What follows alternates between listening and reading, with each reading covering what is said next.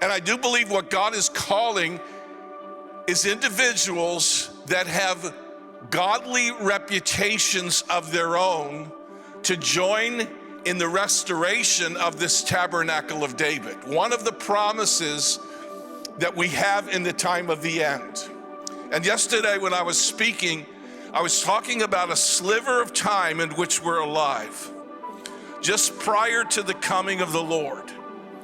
And one of the aspects of this sliver of time before the coming of the Lord is God is going to again restore the tabernacle of David. Yeah. And David's tabernacle was not only a place of worship, it was a place of warfare.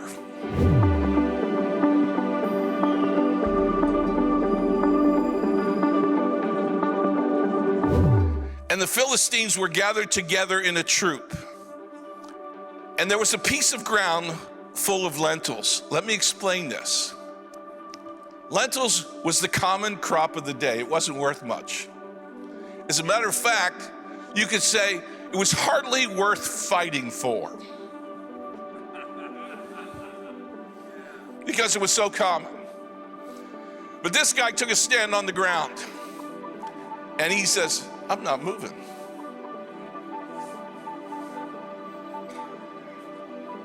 Woo! I'm standing right here. And sometimes things you get out of your sight, you go, I don't know if this is really worth fighting for. But God is looking for this courageous thing to well up inside of us in moments like this. So there's a piece of ground full of lentils, and the people fled from the Philistines. But he stood in the midst of the ground and defended it and slew the Philistines, and the Lord wrought a great victory. There are opportunities that we have to stand our ground in all sorts of things that happen spiritually.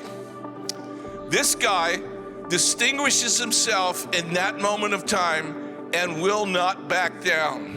And there comes a time in our lives where we have to ascertain what the will of God is for our life and get committed to it. That opens the door for substantial things to happen, not only in the life of David and in the life of these mighty men, but for all that surrounded them.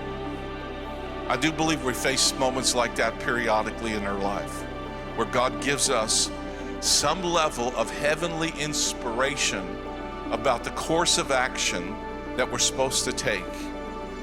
And as we ascertain that and we commit ourselves to it, we're able to see the kingdom of heaven established in a way that it has not been before.